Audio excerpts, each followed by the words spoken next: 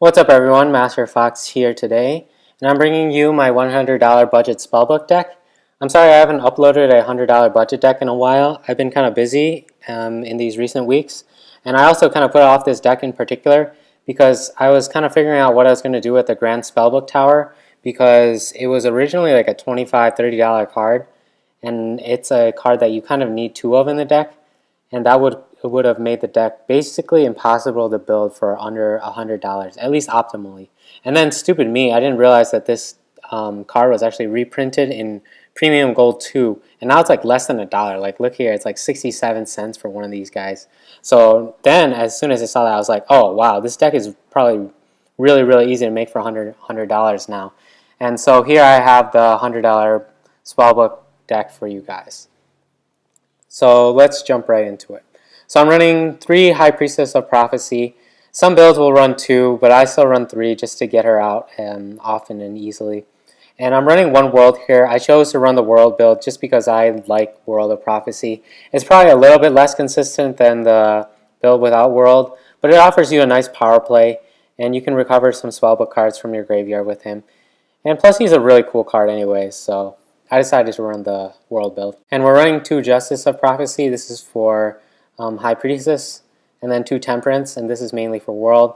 We're running the standard 3 Spellbook Magician of Prophecy, and then I'm teching Kaiku, the Ghost Destroyer, in here just because he's so good against the meta. He basically makes Nekroz slow down a lot because they can't banish stuff from the graveyard and they can't Valk you, so he's really powerful. And plus, if he gets a attack in, you can remove all of their spells or monsters from the graveyard and just essentially shut down their plays. We're also running a Book of Moon, one of the best books in this deck, which ironically is not a spellbook card. We're running 1 Dark Hole, 3 Spellbook Library of the Crescent. This card is kind of a 3 or 0 card, and I chose to run 3 in here because it just accelerates your plays a lot. If you see it first turn, you can essentially get a 2 out of 3 chance at getting to what you want to get to, which is Spellbook of Secrets and Spellbook of the Master. And then we're running 2 Spellbook of Eternity just because with 2 you can infinitely recycle them back and forth so that you can never run out of resources with your spellbooks. And then we're running the 1 Allotted Fate, 1 life just because more than that gets cloggy, but you still need 1 of it just because you want to revive your Priestess or your World. 2 Power, and we want to run 2 just so that we can see it. You can run 1 too, but I prefer 2. The 3 Spellbook of Secrets is a standard, 2 Spellbook of the Master, 2 Spellbook of Wisdom, 2 Grand Spellbook Tower. As I mentioned before, this card is really good. You need it at 2 because then you can loop the towers essentially and never run out of towers. And then just a small trap lineup of Bottomless Trap Hole, Solemn Warning, Mirror Force, 2 Phoenix Wing Wind Blast because we're running World and this can dump World from your hand. And you can also dump some extra spellbook cards if you don't have any use for them right away. And then 2 Fiendish Chain. And then for the extra deck, basically I'm running a very minimal extra deck. 1 because this deck doesn't really need it, and 2 because I put all of the budget of this deck towards the main deck. So we're basically running 2 Shining Elf. This is just because he is a spellcaster and he is level 2 for Blue Boy to go into, and plus he's really cheap, he's like 9 cents. We're running Herald of Pure Light because he's rank 2 and then he can kind of recycle cards if you need to, and he's cheap too. And then we're running Mecha Phantom Beast Draco Sack. So this is basically what I splurged the extra deck on. I chose him over Big Eye because Big Eye was more expensive and Big Eye would have pushed me over the budget. Draco Sack offers you some nice defense because he can't be destroyed by battle or card effects, and he also gives you destruction potential, so that's why I put him in the extra deck. He's the rank 7 of the extra deck. If I had a little bit more money, maybe I would have gone for Big Eye instead. And anyways, so some other cards that you could be thinking of are Tsukuyomi. Tsukuyomi outs the Jin lock, but Fate can out the Jin lock too, so this deck doesn't have too much trouble with the Jin lock.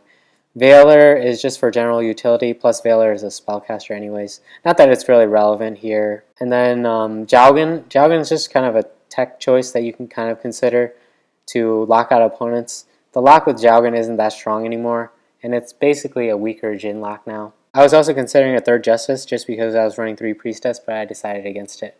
I decided the Temperance was more important because I was also running World. And then I was thinking of Secret Village of the Spellcasters too, because it shuts down Necros. But the deck needs the Grand Tower out, so I chose to run the Grand Tower over this. Star Hall was just, if I decided to run Jowgen, I probably would run Star Hall just to power it up. But without Spellbook of Judgment, the strategies kind of just fell apart. MST is a consideration for the main deck if you are going to face decks that run more back row or kind of lockdown cards. Seal is just kind of a interesting tech choice because the deck doesn't really need the extra deck, and you can get Priestess to 3,000, which is pretty cool. And I was just thinking of a third Wing Blast. I don't think the deck really needs it. And these are just some other extra deck monsters I was thinking about. The main one that I would really consider is Big Eye over Draco Sack. If you kind of swap things around, you can still keep it within budget. That's it overall. The main deck essentially is a full Prophecy deck for $100. I didn't make any concessions at all. I just chose this particular world build because I like the world build. But you can basically make any alterations you want to the main deck and essentially still have a full functioning Prophecy deck. The extra deck is gimped a little bit, but you don't really need it in this kind of deck. So for the main deck, it came to a total of $86.99. So you can see that that makes up a tremendous bulk of the actual cost of the deck. And then for the extra deck, it came to a total of $12.31. And the total for the overall deck was $99.30. We came right in at under $100 perfectly. So overall, this is a good like tier 2, maybe roguish deck that has some good matchups and is a pretty fun deck to play. So that's it for my $100 Spellbook budget deck. Tell me what you guys think in the comment section below. Give this video a like if you enjoyed it. And that's it for this video. I will see you guys in my next video. Thank you.